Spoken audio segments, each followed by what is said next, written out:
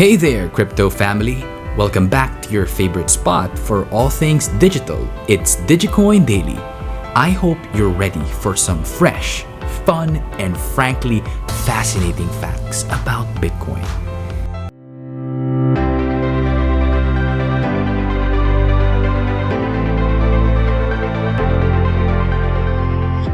Imagine if I asked you, is Bitcoin at 27,000 a good catch? Now, hold that thought. The other day, something extraordinary happened on CNBC. Galaxy Digital's big cheese, Mike Novogratz, jumped into the discussion on Bitcoin, and guess what? The chat took a wild turn. So here's the lowdown. They started with the usual. Oh no, Bitcoin's down 8% this month, the sky is falling. Chicken Little style drama. But wait, 8%?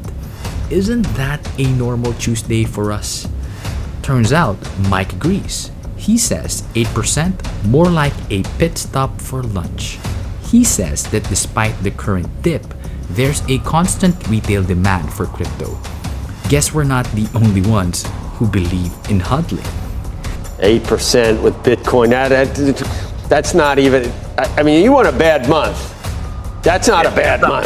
For 40%, 60% is a bad month for crypto, Mike. 8% is like unch, isn't it? It's sideways. It actually is sideways. And if you think about it, interest rates sold off, 50, 60 basis points if you look at the deferred, SOFR contracts. And so less chance of a dovish Fed should be hawkish for crypto in general. And so, quite frankly, crypto's lackadaisical, I'd say. There's a constant bid from retail. We're seeing it through all the platforms. And there's not a lot of institutional excitement right now. And so the dog days of summer started early in crypto. Doesn't make me thrilled, but that's just the reality. In the meantime, the hosts can't believe their ears. They're baffled at Mike's bullish Bitcoin vibes despite its current dip. However, our man Mike continues dropping some juicy nuggets of information. That said, there's a couple things that happened today which are pretty interesting, right? WeChat just enabled Bitcoin and crypto trading on the biggest single platform in the world. That's a pretty big deal. Hong Kong is officially allowing crypto trading for retail customers through regulated exchanges, first time. And so we're seeing Asian adoption, and we're seeing, in some ways, Bitcoin's up 55% or 65% this year. Ethereum's up 55% on lower volatility than we've seen. And so in lots of ways, these have been two of the best performing assets there are. Did you know that WeChat, the biggest platform in the world, just turned on Bitcoin and crypto trading? How about the fact that Hong Kong is officially letting retail customers trade crypto through regulated exchanges? And oh boy, did you hear about Bitcoin's upswing of 65% this year, with Ethereum not too far behind at 55%?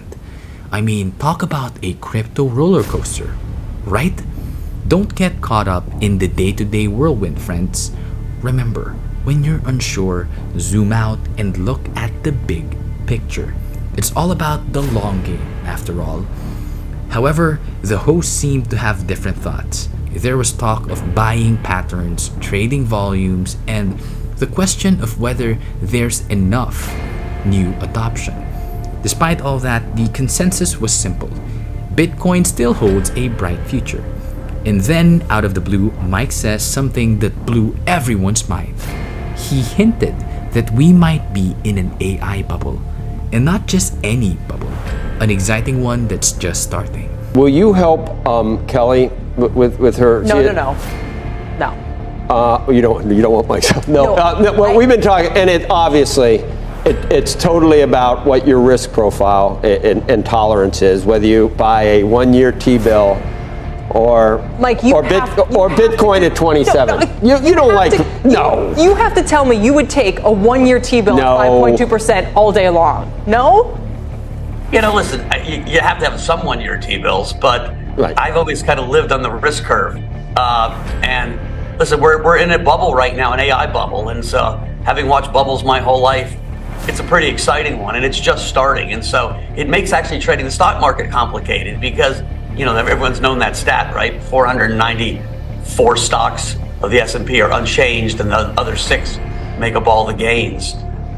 It feels early, right? The AI story is just starting in lots of ways. We started using ChatGPT, 2-3 months ago.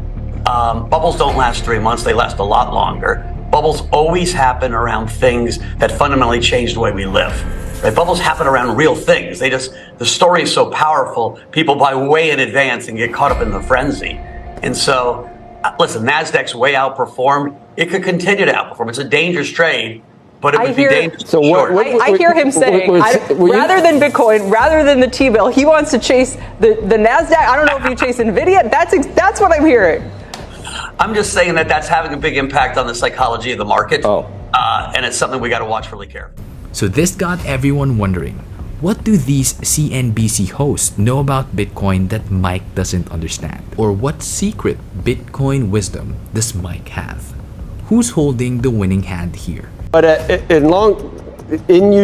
if you really were going to invest $10,000 right now, would you think $27,000 for Bitcoin is a better buy than a year where you get $500 back? 100%. Because listen, the Fed is going to pause or skip or whatever you want to call it. Listen to the billionaire. And then we'll see the data come in. And if the data continues to slow, and it's mixed data, right? The retail services space continues to be vibrant, and the rest of the economy is slowing. But if what I think is going to happen happens, and we see a real slowdown in the second half of the year, the Fed will be cutting rates by October, and crypto is going to be off to the races. I just think they're taking liquidity out, Mike, don't you? I mean, you know these dynamics better than anybody, right? Like they're sucking liquidity out, and what's remaining, okay, it's going into AI, but the fact that it's going into AI is all the less reason why it needs to go into crypto. Yeah, but they will be hawkish until they're not. And the moment this economy really turns, we look at Chile all of a sudden, right? Chile was way ahead of America, right? They raised rates 900, 1,000 basis points, and all of a sudden their economy has just rolled off a cliff. And you'll see, rate cuts really fast. I like to think that's the canary in the coal mine, as one of my friend calls it. Like the U.S. economy will slow. All these interest rate hikes will have impact. The banking crisis will stop lending to small businesses, which will finally show up in employment. It just takes a while. And so I think if we're talking in October, the Fed will have a very different tone, and that will be the catalyst for assets, especially gold, silver, Bitcoin, Ethereum, to head high. If I were to drop a cool 10 grand, Mike is convinced that Bitcoin at 27,000 is a better deal than a 1-year T-bill. And the reason? He's got a hunch that the Fed might be cutting rates by October. That means if you've got crypto, you might just be off the races. Sure, they'll be taking liquidity out, but Mike's firm on this. The moment the economy shows signs of a downturn, crypto will make its comeback. I mean, who are we to argue with a billionaire, right?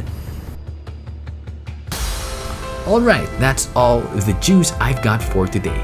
But don't you worry, I'll be back with more. And hey, if you're itching for more of this fun crypto content, don't forget to check out our other videos. And enjoy!